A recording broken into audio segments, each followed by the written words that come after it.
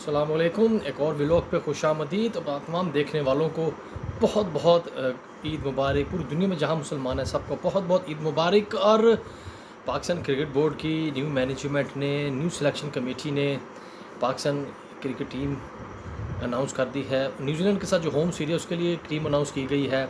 सबसे पहले तो बात करूँगा 16 ऑफिशल्स की, कि 16 ऑफिशल्स हैं जो ड्रेसिंग रूम का हिस्सा रहेंगे।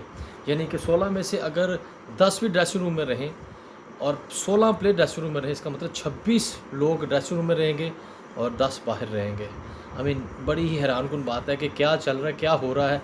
ये बिल्कुल समझ से बाला है कि इतने ज़्यादा ऑफिशल्स और ड्रेसिंग रूम में भीड़ का समा होएगा कि प्लेयर्स क्या रिलैक्स करेगा, क्या किस फ्रेम ऑफ माइंड में होएगा कि उसने बैटिंग, बॉलिंग, फील्डिंग, कप्तानी, कीपिंग, जिस भी डिपार्टमेंट उसने परफॉर्म करना है या अपना खेल पेश करना है, तो इतने रश में वो कैसे कॉन्सनट्रेट कर पाएगा और क्या चल रहा होगा उसके माइंड में। प्लेयर और कोच के साथ क्या इट्स बड़ी सोच से बाहर है बात कि इतने ज़्यादा ऑफिशियल।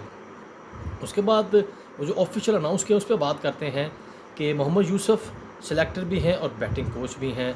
वहाब रियाज सेलेक्टर भी हैं और सीनियर मैनेजर हैं। जो एक नई पोस्ट आ गई है क्रिकेट में, पाकिस्तान क्रिकेट में पहली बार देखा गया है कि मंसूर राना जो लाडले मैनेजर हैं काफ़ी साल से, वो भी सबको पता है कि उनके पीछे कौन है, कहाँ से वो आ रहे हैं और कि वो भी नहीं हट रहे। जो सी मर्ज़ी हुकूमत आ जाए, जो सा मर्ज़ी बोर्ड आ जाए, वो साथ रहते हैं। अब उनके ऊपर भी एक मैनेजर लगा दिया कि उसका नाम है सीनियर मैनेजर, और सीनियर मैनेजर की पोस्ट मिली है वहाब रियाज को। चलें, वहाब रियाज इसलिए कि वहाब रियाज एक मेहनती और कमिटेड आदमी है। यकीनन उन्होंने कोई चीज़ जहन में मद्देनज़र रखते हुए ही ये पोस्ट जो निकाली गई उसके लिए हाँ की। उसके लिए चलो मान लेते हैं कि this is the new thing कि वो अभी तक तो अच्छा कर रहे हैं, अपने क्रिकेट में भी अच्छा करते रहे हैं और अभी भी अच्छा कर रहे हैं। तो लिहाजा लेट्स सी कि सीनियर मैनेजर की पोस्ट में वो क्या प्लान लेके आए और क्या करना चाह रहे हैं।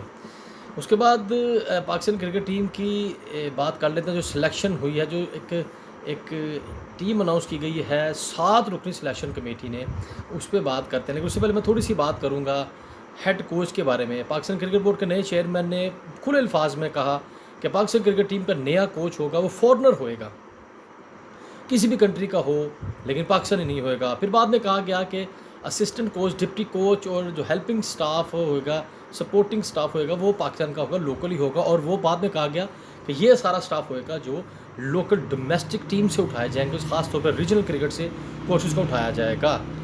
उसके बाद अचानक एक सरप्राइज़ मिल गया, और सरप्राइज़ नहीं, 2-3 व्लॉग्स में पहले बात कर चुका था कि फॉरनर कोच का मतलब ये नहीं कि वो पाकिस्तानी नहीं होएगा, यानी कि वो आएगा वो फॉरनर कोच के ज़ुमरे में। मैं बात कर रहा हूँ अज़हर महमूद की। पहले भी कह चुका था मैं, उसको हल्की सी बात मैंने की थी कि जब कोच ही 120 से 25 के दरमियान वाला बॉलर होएगा तो वो कैसे 160 वाला बॉलर प्रोड्यूस करेगा। वहाँ से समझने वालों को काफ़ी चीज़ें उन्होंने पिक कर ली थी कि मैं किसके कहाँ से बात कर रहा हूँ और क्यों कर रहा हूँ। अज़हर महमूद जो इस वक्त ब्रिटिश पासपोर्ट होल्डर हैं, वो पाकिस्तान टीम के हेड कोच हो गए हैं। वो इसलिए क्योंकि जो फॉरनर कोच जिनकी फाइनल बात हो चुकी है, शेन वॉटसन नहीं माने, एंडी फ्लॉड नहीं माने, बड़े बड़े नाम नहीं माने। उसके बाद गैरी क्रिस्टन जो फॉर्मर साउथ अफ्रीकन ओपनर हैं, लेफ्ट हैंडेड, वो, और जैसन गिलेस्पी जो ऑस्ट्रेलियन के right arm quality fast bowler हैं। ये 2 कोचेस फाइनल हुए हैं। गैरी क्रिस्टन जो होंगे T20 के और वनडे के कोच होंगे, और जैसन जो है उनको रेड बॉल क्रिकेट के लिए सुनने में जा रहा है कि फ़ाइनल किया गया। अभी भी अदल बदल हो सकता है, और वो दोनों अभी तक अवेलेबल नहीं, कुछ चीज़ें फ़ाइनल नहीं हुई, कॉन्ट्रैक्ट फ़ाइनल नहीं हुए, बात चल रही, नेगोशिएशन चल रही, डिस्कशन चल रही है। उसके साथ ये कंफर्म पहले ही हो गया था इनके असिस्टेंट कोच अज़हर महमूद होंगे जो कि फॉरनर हैं। अगर असिस्टेंट होंगे तो लोकल कैटेगरी में आ जाएंगे। अगर इस वक्त हेड कोच वो ब्रिटिश पासपोर्ट पे हो चुके हैं। पाकिस्तान क्रिकेट टीम के हेड कोच अज़हर महमूद आ चुके हैं। Batting coach Mohammad Yousuf, bowling coach Saeed Ajmal, और राइट, बड़ी लंबी फहरिस्त है। अब बात करते हैं पाकिस्तान टीम की जो टीम अनाउंस हुई है, उस पर थोड़ी सी बात मैं करूँगा। ज़्यादा बात इसलिए नहीं करूँगा कि सब लोगों को, क्रिकेट के लोग बहुत कुछ जानते हैं, इनसाइड भी जानते हैं कि क्यों हुआ, किसके कहने पे क्या हुआ। सबसे पहले मैं बात करूँगा रिवर्स गेयर की। जो रिवर्स गेयर लगाया गया मोहम्मद आमिर और इमाद वसीम को टीम में लाने का, और ये सबसे बड़ी निशानी है कि जो क्रिकेट को बर्बाद कर चुके थे पिछले हमारे जो सरबराहान थे, जिन्होंने department cricket, region cricket, school cricket, college cricket, grass root, under age cricket, सबको तबाह बर्बाद कर दिया था फर्द वाहिद की ख्वाहिश पे। उसका खुमियाजा अभी तक भुगतना पड़ रहा है कि डोमेस्टिक से प्लेयर ही नहीं मिल रहा, कि पुराने प्लेयरों को बुलाना पड़ रहा है। और उनको मौका मिल गया, उन्होंने अपने जो उनके गुरु थे, उनके जो पीछे डंडे थे स्ट्रॉन्ग, उनको हिलाया कि हजे मौका जो सानू फ़ायदा चुकन दे, और वही हुआ कि PSL में हल्का सा परफॉर्म किया। मोहम्मद आमिर ने एक भी match winning bowling, classic bowling नहीं की, दूसरों की सपोर्ट पे वो आउट करते रहे। सबको पता जो क्रिकेट को डीपली जानते हैं, इमाद वसीम ने मैच विनिंग परफॉर्मेंसेस की हैं, नो डाउट। वो क्वालिटी ऑलराउंडर है, वो गलत टीम से बाहर हुए थे और अब टीम में उनकी वापसी चले किसी हद तक काबिल कबूल है। लेकिन मोहम्मद आमिर की बात करूँगा कि मोहम्मद अली डेजी जो मुल्तान सुल्तान के टॉप बॉलर थे, उसामा मीर के साथ मिलकर उन दोनों ने मिल के टीम को फाइनल में पहुंचाया, मुल्तान सुल्तान को पाकिस्तान सुपर लीग के 9वें एडिशन में।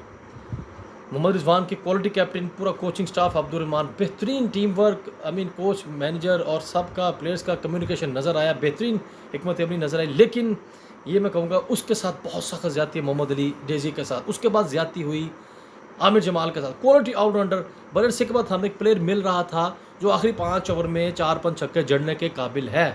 अजहर महमूद रज़ाक के बाद हमें वो क्वालिटी ऑलराउंडर नहीं मिले जो मिलने चाहिए थे।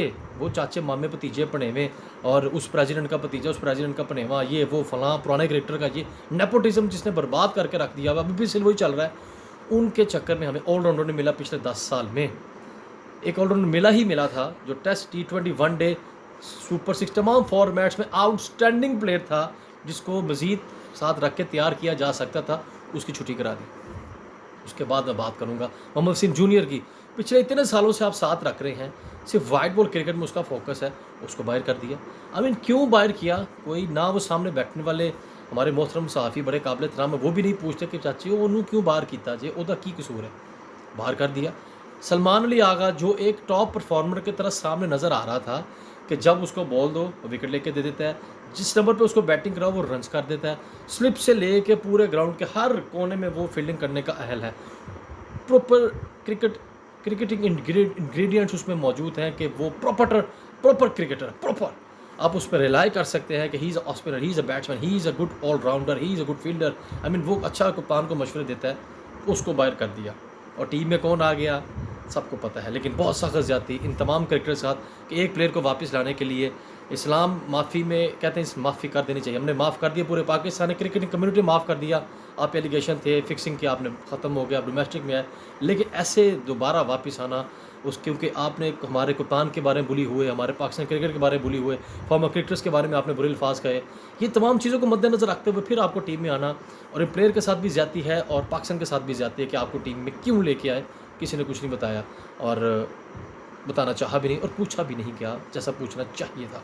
एनीवेज़ ये उसके बाद मैं कहूँगा ये तो बात हुई कि ये लोग आ गए दोनों। उसके बाद बात करूँगा मुबारक को, बहुत ज़्यादा उस्मान खान को बेहतरीन परफॉर्म कर रहे थे काफ़ी सालों से पाकिस्तान सुपर लीग में, दयार गैर में उनका पाकिस्तान टीम में पहली बार नाम आया। इरफान खान न्याजी का नाम आया, वेरी वेल इरफान खान न्याजी।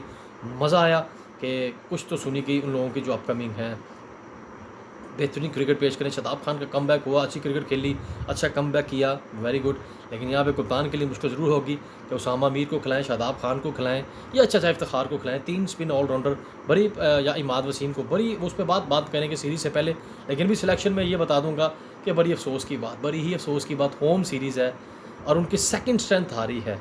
वो भी बाद में बात करेंगे न्यूजीलैंड की टीम के बारे में कि उनकी गवर्नमेंट ने, उनकी क्रिकेट बोर्ड ने बड़े इश्यूज़ किए हैं कि 11 प्लेयर आपने IPL में क्यों भेजे हैं, पाकिस्तान क्यों नहीं भेजे। वो एक हम डिबेट, बड़ी लंबी डिबेट है, अगली व्लॉग पे बात करेंगे। कि आप ये देख लें कि आज़म खान 120 किलो सोते वाला, Azam Khan wicket keeper, Usman Khan wicket keeper, Mohammad Rizwan team की बैक बोन वाइस कप्तान विकेट कीपर, 3 विकेट कीपर्स को आप कंटिन्यू करें T20 फॉर्मेट, वो भी होम सीरीज़ में, rather giving a chance to the proper other players. आप 3 विकेट कीपर साथ कंटिन्यू कर रहे हैं, ये समझ से बाहर है। बाकी तमाम प्लेयर्स पे क्या बात करें, सिलेक्शन जिनकी गलत हुई उन पे बात की और जिनको आए उनको मुबारक दे दी। क्या कम्बिनेशन होगा, क्या प्लेइंग 11 खेलेगी और किस प्लान से ये 3-3 विकेट कीपर आए हैं, ये किसी ने नहीं बताया, पूछा भी नहीं गया जैसे मैं पहले कहा।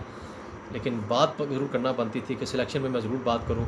अगले व्लॉग पे मुलाकात करेंगे और सीरीज़ से पहले जो होएगी डिस्कशन उस पर बात करेंगे। अपना बहुत सारा ख्याल रखिएगा, अगले व्लॉग पे मुलाकात करते हैं।